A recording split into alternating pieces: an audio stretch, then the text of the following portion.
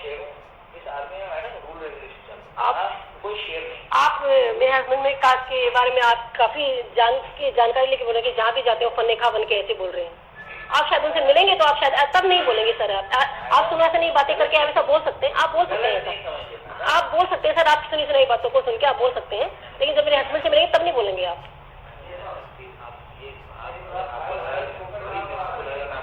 Husband के बारे में गलत हो ना, आप गलत बोल रहे हैं सर, आप गलत बोल रहे हैं। आपने बोला कि जहाँ जा रहे फन्ने खा बन रहे हो, आप बोल रहे हैं जहाँ जाएंगे फन्ना खा बन के बोलेंगे तो कौन सुनेगा फिर? फिर आप है ना, आप तो बस आप बताइए। इतनी डिप्रेशन में आ चुके हैं कि मैं 20 साल इतनी नौकरी की है और मैंने एक सच्चाई की सर, उनका सर्विस मैटर नहीं है, वो कोई अपने स्वार्थ के लिए नहीं घूम रहे कि मुझे प्रमोशन दे दो। वो एक फ्रेश चोरियां हो रही है, इतनी बड़ी गलत गतिविधियां हो रही है, उनके खिलाफ बोल रहे हैं। ये पूरे आर्मी का मैटर है सर, वो अपने पर्सनल स्वार्थ में नहीं। जय हिंद साथियों, नमस्कार। मैं नायशदास सुरेंद्र सिंह। कल परसों एक वीडियो डाला था जिसे मैंने आपको बताया था, जानकारी दी थी कि इस लड़ाई में, जैसा कि आप जान पा रहे हैं, कैसी लड़ाई है ये, जिसमें 4-5 ब्रिगेडियर, एक कर्नल और भी कई बड़े अधिकारी इस गद्दार को बचाने के लिए अड़े हुए हैं। तो ये लड़ाई में इतने लंबे समय से कैसे लड़ पा रहा हूँ, उसमें मेरे परिवार का क्या सहयोग रहा, तो उसमें आपको मैंने जानकारी दी थी। तो आज इसमें जानकारी दूंगा कि जब मैंने दिल्ली हाई कोर्ट में केस फाइल कर दिया था, जब मेरे शिकायतों पर, माननीय थल सेना अध्यक्ष के पास भेजी गई शिकायतों पर और बाकी अथॉरिटियों के पास भेजी गई शिकायतों पर कोई कार्रवाई नहीं हो रही थी, तो मैंने दिल्ली हाई कोर्ट में केस डाल दिया था। और दिल्ली हाई कोर्ट में केस डालते ही ये जो आरोपी हैं ये बहुत परेशान हो गए थे और इन्होंने मुझे और भी ट्रांसफर ऑर्डर ज़्यादा देना शुरू कर दिया था और प्रताड़ित करना शुरू कर दिया था।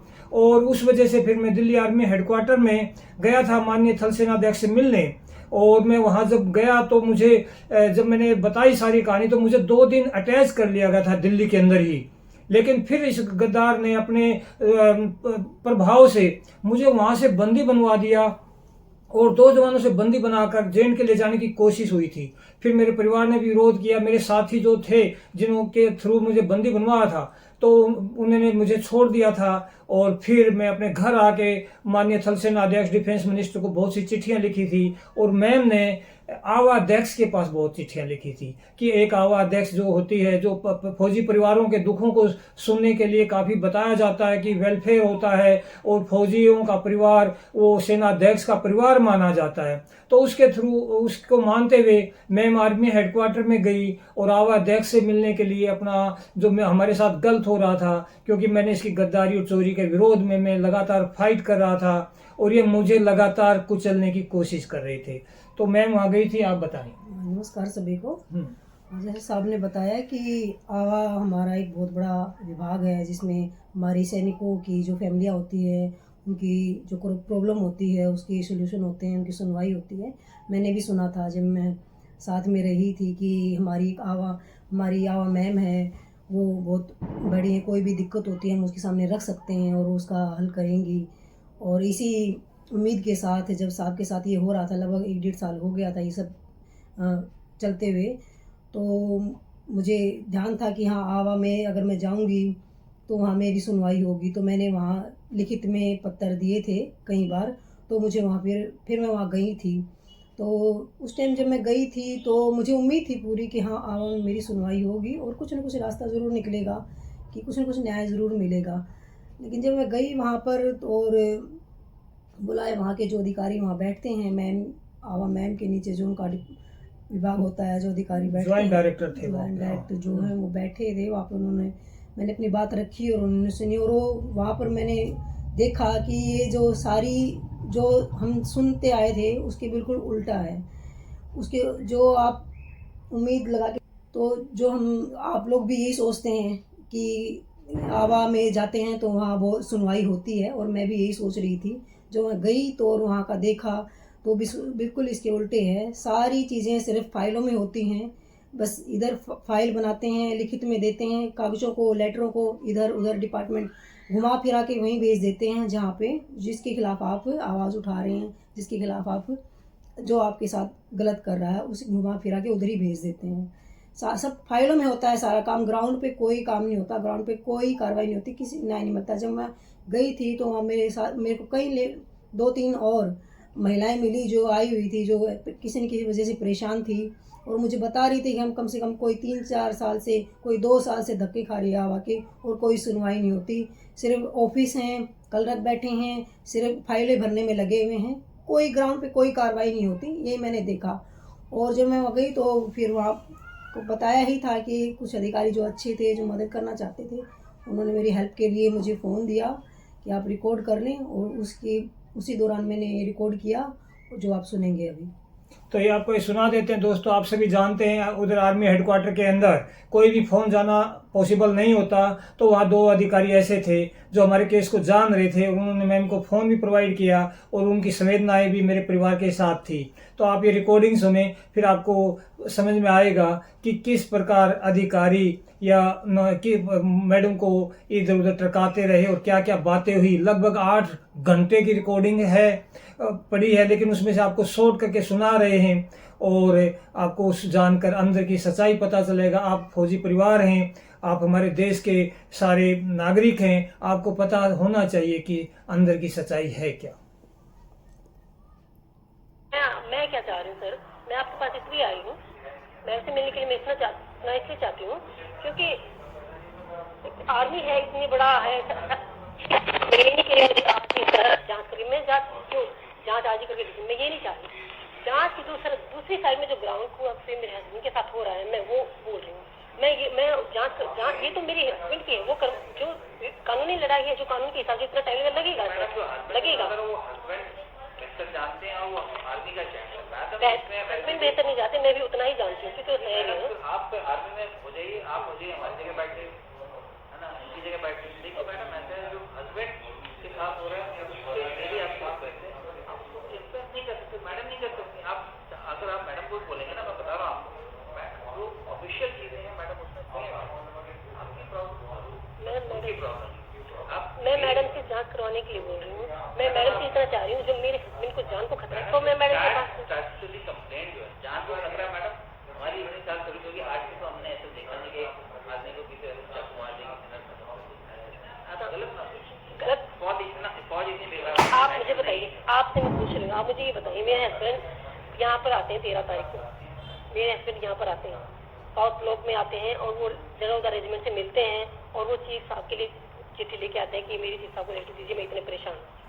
वो 2 दिन यहाँ पर अटैच भी कर लिया जाता है बीमार में उनको, और उनको फिर 2 दिन रखने के बाद 2 सिपाही अंडर कस्टडी करके उनको जबरदस्ती रात को उनको वो एप्लीकेशन में लिख रहे हैं कि मुझे जिस मैं के खिलाफ मैं इतने साल से लड़ रहा हूँ और जो मुझे 1 साल से इतनी देर भगा रहा है, मैं उस चोर के नीचे कैसे ड्यूटी कर सकता हूँ।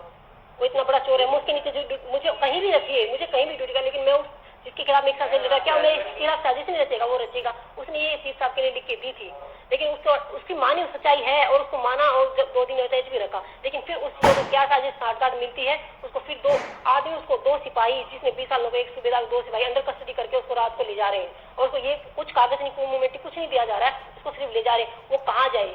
उसको कोई बोल रहा है आपको 10 ब्रिगेड में भेज रहे हैं, कोई बोल रहा है आपको फर्स्ट मार्ग में भेज रहे हैं, उसको ये नहीं पता है कि कहाँ लेकर जाए। मैंने उनको फौजी वाला मैं वही कह रहा हूँ, फौज वाला आपको 10 ब्रिगेड में आप बोल रहे हैं मुझे, पर आई एम वेरी श्योर आदमी वैसे भेजते नहीं, कहीं ना कहीं जरूर उसको मूवमेंट ऑर्डर दिया। आपको मैंने अपनी अभी कागज, ये एप्लीकेशन पढ़िए आपको पता नहीं है, मैं वैसे ही बोली, ये मेरे हस्बैंड के द्वारा लिखी हुई 12 तारीख को एप्लीकेशन है, आप ये पढ़ लीजिएगा। और ये जो उन्होंने चीफ साहब के लिए लिखा है, आप उसको देखें, आप उसको एक बार। और आप बोल रहे हैं कि आप एप्लीकेशन मेरे हस्बैंड ने 12 तारीख को दी और उसके बाद ये हो रहा है। और मैं जांच के लिए नहीं बोल रही हूँ कि उसको आप जांच के लिए मैं क्यों जाए, सारा जब आदमी का विभाग राज जांच करेंगे, हम सिविल में क्यों जाए? आप उसका हवाले क्यों दे रहे हैं हमें? आप देखिए, मैं इससे डील नहीं करता ना मैडम, मैं तो नॉन स्टैट का जो मेरे पास हमने बोला सब जगह पे हमने रेजिमेंट को हम चाहते हैं कि इतना गड़बड़ है वहाँ पकड़े गए, हम आपको हमारे पास नहीं, हमारे लिए कोई पर मैं जब बैकग्राउंड में केस कर रहा हूँ तो मुझे लगता है कि इतने सारे लोग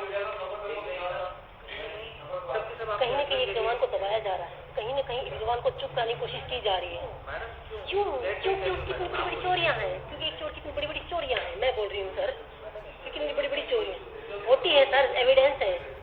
जब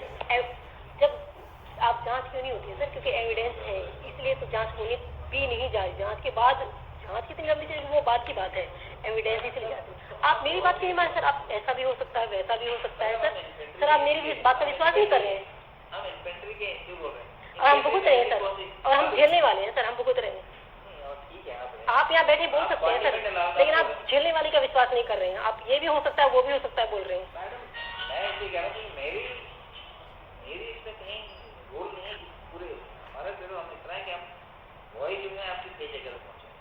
अभी जहाँ तक नहीं, जब आपकी वॉइस पहुँचा हमारे पास एक जवाब जरूर आया, उसमें लिखा है कि आपके हस्बैंड ने, आपने पहले तो नहीं बताया कि आपके हस्बैंड कोर्ट में गए, बताया था आपने आज तक अभी? नहीं गए थे ना तब तक सर। उसके बाद मेरे हस्बैंड को मजबूर किया गया सर। कब आए थे? 20 मई को सर, 20 मई को आए। 20 मई तक आपके नहीं, 20 मई तक मेरे हस्बैंड कोर्ट नहीं गए सर। अब वो हो गया है, फिर डैड कंप्लेन नॉट है, सारी यही सिस्टम है मैडम। इसलिए मैंने पूछा, मैंने आपको बताया सर, मेरे हस्बैंड 1 साल चल रहे हैं, उसको स्टेट कंप्लेंट का कुछ नहीं दिया गया। वो 1 साल तो उसको इधर उधर घुमाया गया, तो स्टेट कंप्लेंट करने के जब वो हाई कोर्ट में गए तब उनको हवाला दिया गया कि आप ये फॉर्मेट सही नहीं था, ये क्या होता है स्टेट कंप्लेंट, जिसमें दीजिए तब हम कार्रवाई करेंगे। उससे पहले क्यों नहीं बताया? उसके बाद कंप्लेंट फॉर्मेट जमा कर दी कि नहीं?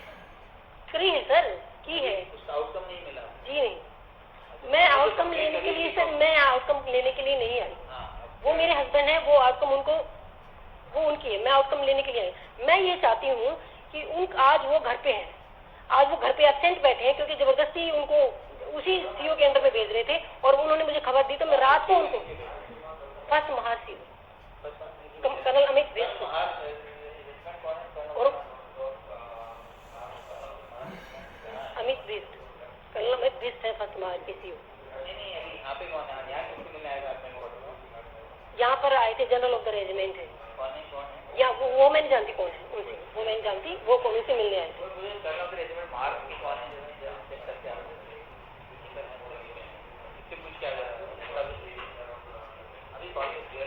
ठीक है सर। सर मैं ये चाहती हूँ, लड़ाई आपको प्रॉब्लम है तभी आप यहाँ समझते हो। मेरे हस्बैंड आज इतनी डिप्रेशन में आ चुके हैं कि मैं 20 साल इतनी नौकरी की है, और मैंने एक सच्चाई की सर, उनका सर्विस मैटर नहीं है, वो कोई अपनी स्वार्थ के लिए नहीं घूम रहे कि मुझे प्रमोशन दे दो। वो एक फ्रेश चोरियां हो रही है, इतनी बड़ी गतिविधियां हो रही है, उनके खिलाफ बोल रहे हैं। ये पूरे आर्मी का मैटर है सर, वो अपने पर्सनल स्वार्थ में नहीं, पूरी आर्मी को चोर नहीं बोला मैंने।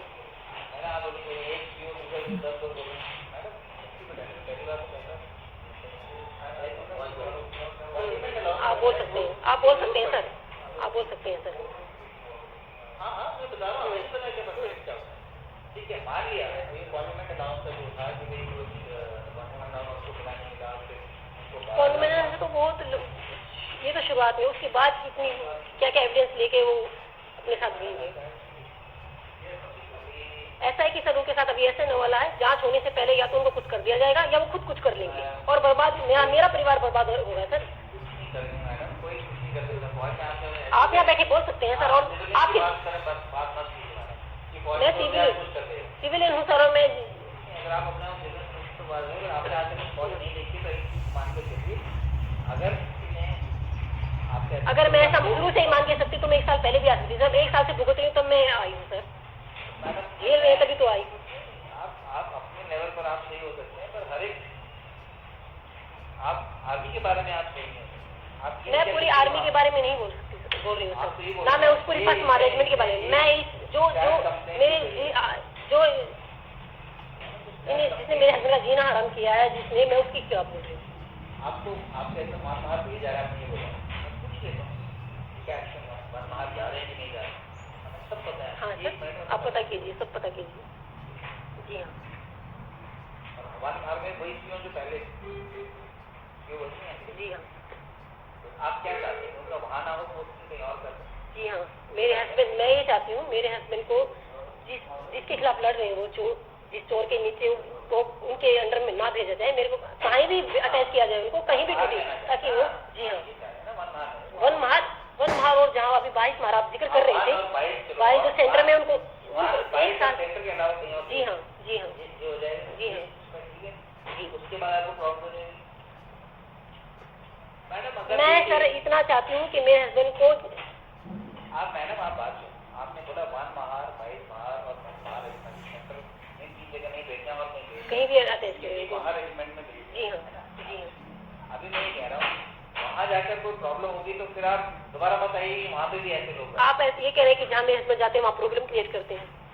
मैडम तीन यूनिट में गए 3 यूनिट में अगर ऐसा है तो मैं चौथी में कैसे मान लूँ कि नहीं होगा। वो प्रॉब्लम सर वो जहाँ जाते हैं अपनी प्रॉब्लम बताते हैं कि मेरे साथ ऐसा ऐसा हुआ है तो उसको फिर वहाँ से भगा दिया जा रहा है सर। वो इसका मतलब उनका ये एक फीडबैक बना दिया है कि वो जहाँ जा रहे हैं झगड़ा कर रहे हैं। तो ना बताएं देखिए क्यों ना?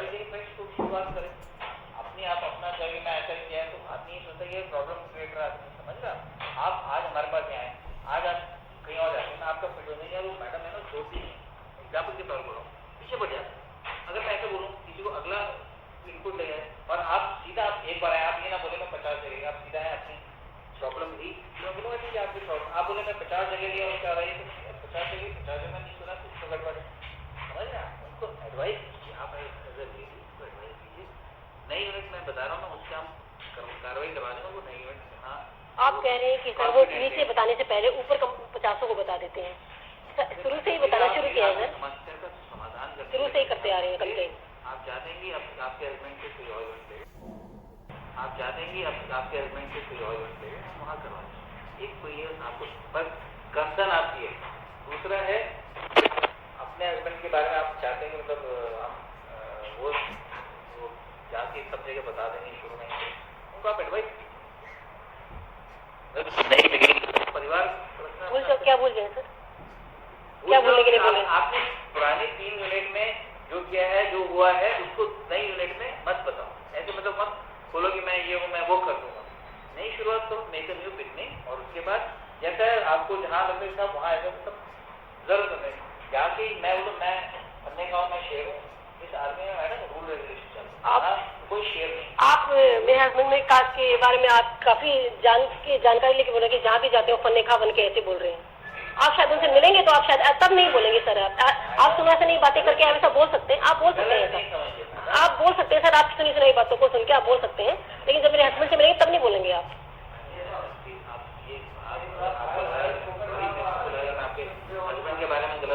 आप गलत बोल रहे हैं सर आप गलत बोल रहे हैं। आपने बोला कि जहाँ जाए फन्ने खा बन रहे हो आप बोल रहे हैं जहाँ जाएंगे फन्ना खा बन के बोलेंगे तो कौन सुनेगा फिर। आप है ना आप तो बस आप बताइए आपको क्या चाहिए हम वो करते हैं। मैंने आपको बता दिया तो हम उनका 3 जगह के अलावा और क्या पोस्टिंग करवा देंगे बाकी अब हम जितना ज़्यादा बोलते हैं आप उनका मतलब उतना है ऐसा नहीं हम तो आपको एडवाइस कर रहे हैं मैडम कि मैं जाके बनने का हूँ आप मैं जाके ये आप मेरे हस्बैंड ने किसी चोरी करने वाले के खिलाफ बोला है तो उन्होंने कोई गलत नहीं किया उन्होंने चोर कर रहे हैं मैं भी आपको बोला चोर कर रहे हैं मुझे अच्छा नहीं लगता है तो चोरी करता है तो चोरी बोला जाता है सर। मैडम आप ये चोर किसके लिए बोल रहे हैं आप नाम लिया आपने किसी एक का नाम लो कि ये चोर है ये मत बोलो कि चोर मुझे ऐसा लगे हम इंडियन आर्मी में चोर बैठे हैं। फर्स्ट मार्च सीओ के खिलाफ चोर है और उसके खिलाफ बोला था कि शायद मेरे हस्बैंड ने आप ये बोले कि बहुत गलत काम कर दिया और मैं कह रही हूँ कि मेरे हस्बैंड ने कोई गलत काम नहीं किया। आप मुझे एक बात बताइए सर अगर कोई करप्ट है भ्रष्ट है अगर कोई गलत काम कर रहा है चोरी कर रहा है अगर वो उसको देख रहा है और उसके खिलाफ रिपोर्ट कर देता है बोल रहा है आप बताइए क्या ये गलत आप मुझे इतना बताइए क्या वो ऐसा नहीं करना चाहिए क्या या उसको देख के चुप रह जाना चाहिए आप मुझे इतना बता दीजिए सर। आप बताइए सर। मेरे हिसाब से जो गलत है वो इंक्वायरी में आएगा। हाँ सर आप नहीं सर ये मेरा जवाब नहीं है। आप मुझे बता दीजिए सर अगर कोई गलत कर रहा है सरेआम कर रहा है उसको पता है हाँ कर रहा है सबको पता है लेकिन अगर उसके खिलाफ वो रिपोर्ट कर देता है जिसने बोला बाकी सब बेसिक से सारे जिन्होंने नहीं रिपोर्ट किया क्योंकि इन्होंने रिपोर्ट किया हम सबने क्यों नहीं की हम मैं नहीं जानती सर 800 आदमी ने क्यों नहीं की मैं नहीं जानती। आप ये बताइए ये मैं आप मुझे ये बता दीजिए सर क्या ऐसा नहीं करना चाहिए। वही मैं कह रहा हूँ मैडम ये अगर 50 आप बोले सबके सामने करता है तो 50 आदमी कोई गलत काम होते हैं एक ही आदमी रिपोर्ट कर रहा है क्या तो साथ में अगर नहीं है मान लो चलो वो सच्चा आदमी बाकी सब मानते हैं तो इंक्वायरी कोई नहीं करना चाहिए। अब आप बोलो सारे विटनेस भी कर नहीं सर इंक्वायरी हुई कहाँ सर इंक्वायरी भी नहीं हुई। सर जैन सर करने के लिए joint sir this regarding one mark का रेशियो नैप result present I get report my wife is here sir और ही हैज गुड इवनिंग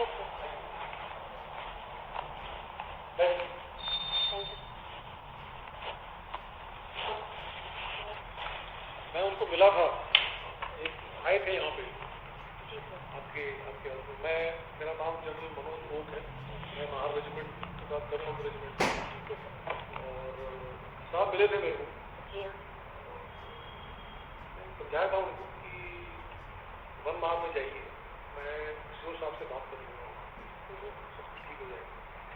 तो सब हाँ उनके दिमाग में कुछ है कि वन माह में कुछ वो डेंजर महसूस कर रहे हैं, कुछ गड़बड़ हो जाएगी उनके साथ। पर ऐसा कुछ नहीं होगा, मैं आपको बता रहा हूँ, आपकी पलटन है।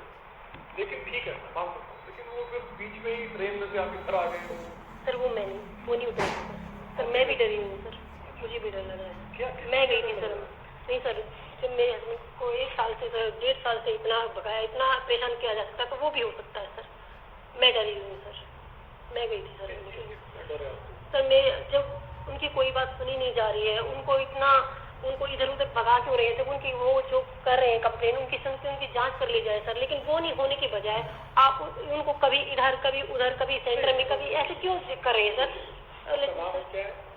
पूनम हस्बैंड का नाम सरनेम बोला होगा, आपके हस्बैंड का सरनेम कोरिया, फर्स्ट नेम क्या है उसका, पहला नाम सुरेंद्र सुरेंद्र सिंह।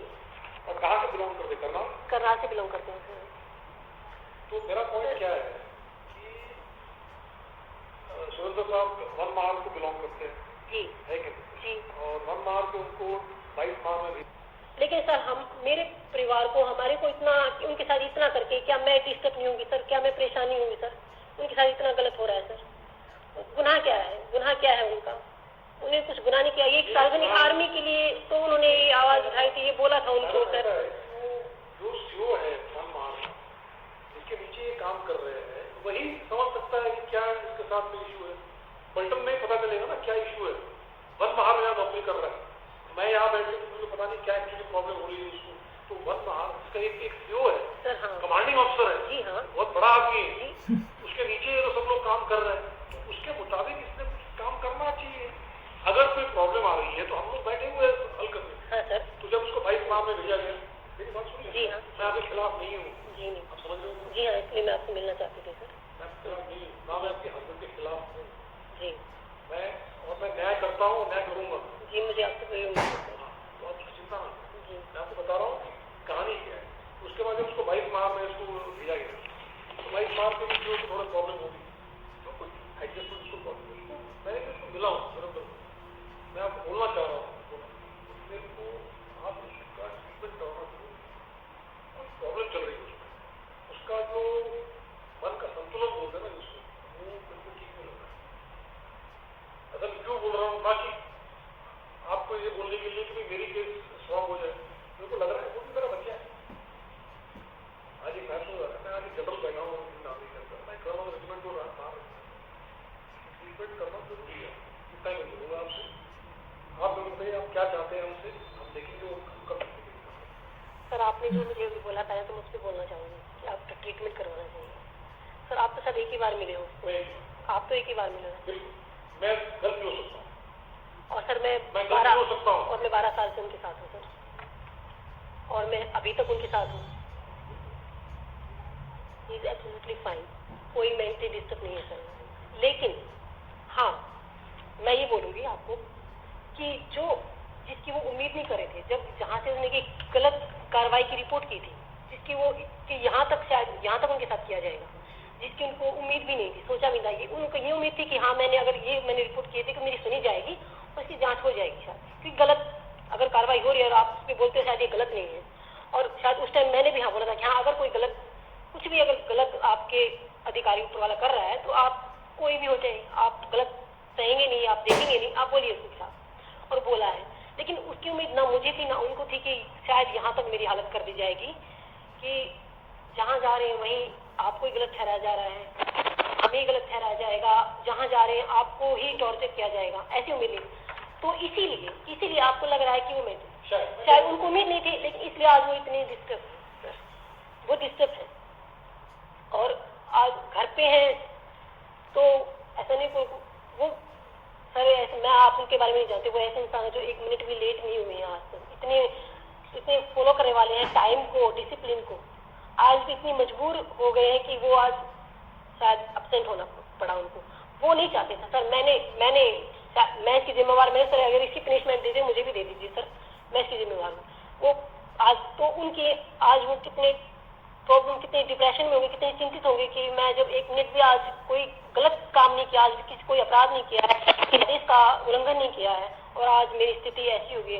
तो वो ये सोच रहे कि यार मेरा गुनाह क्या है, मैंने गुनाह क्या किया है कि मैं आज मुझे एब्सेंट भी होना पड़ गया। सर इसलिए आप बोल रहे कि वो उनका इलाज करवाइए, उनको इलाज की जरूरत नहीं है सर। जब उनकी बात मानी जाएगी ना सर, और जब जांच हो जाएगी, जब उनको न्याय मिल जाएगा ना सर, तो जिस ऑनेस्टी से, जिस ईमानदारी से नौकरी 20 साल से करते हैं ना सर, वो आज भी करेंगे और हमेशा की है और करेंगे। जब भी वो, जब तक आर्मी रहेंगे वो करेंगे सर। लेकिन उनकी बात सुनी जाए। और इतनी बड़ी आर्मी है, शायद कानून के हिसाब से इतना टाइम लगेगा, उसमें लगेगा। वो ये नहीं बोले कि मुझे आज इसका डिसीजन दे दीजिए, कानून के हिसाब से टाइम लगे। लेकिन सर मेरा पॉइंट ये है, ठीक है मैं मान रहा हूँ, उसको जरूर क्या है कि सिविल कोर्ट में चला जाए। हाँ सर, मैं जरूर इसके बारे में बोलना चाहूँगी सर। जरूरत नहीं है सर, बिल्कुल नहीं है, अपना आर्मी विभाग है सर। हाँ बिल्कुल, मैं इसमें बोलना चाहूँगी आपको कि जब वो आज उन्होंने कंप्लेन की और अगले दिन कोर्ट में नहीं हुई है सर, 1-1.5 साल लगभग पिछले 2014 अप्रैल 2014 से इशू हुआ है सर। और जब उनको लगा कि एक क्या होता है स्टेटरी फॉर्मा, मुझे नहीं पता वो क्या फॉर्मेट होता है कंप्लेन करने का, आई डोंट नो, कि आप 1 साल से घूम रहे हो तब कोई नहीं बताता है कि आप इस फॉर्मेट में कंप्लेन करेंगे तो आपकी सुनी जाएगी। सिर्फ आप वहाँ कंप्लेन किए, वहाँ अपने ऊपर वाले अधिकारी वो करते गए, एप्लीकेशन ऐसे ही लिखते रहे, बताते रहे, तब किसी ने नहीं बताया। जब उनको लगा कि कोई भी उच्च अधिकारी, हाँ सर, कोई भी उच्च अधिकारी मेरी नहीं सुन रहा है, कोई भी ऊपर वाला अधिकारी मेरी नहीं सुन रहा है, तो उनको इसका एक न्यायालय है ये अधिकार, तब उनको जाके आप बताइए मुझे, तब उनको पता चलता है, तब ये हवाला दिया जाता है कि आप आर्मी की तरफ से कि इस फॉर्मेट में उन्होंने कंप्लेन की थी, जब वो इसमें करेंगे तो हम इसके बारे में कार्रवाई जांच करेंगे। उससे पहले तो उनको ये भी नहीं बताया गया था सर। कितना गुमराह किया गया है सर, उनको कितना गुमराह किया गया है। और कोर्ट ने तो डिस्पोज कर दिया सर। अभी तो आर्मी शायद मैं इसमें जांच करने के लिए बोला है, तो वो और ना वो जाएंगे भी नहीं इसमें।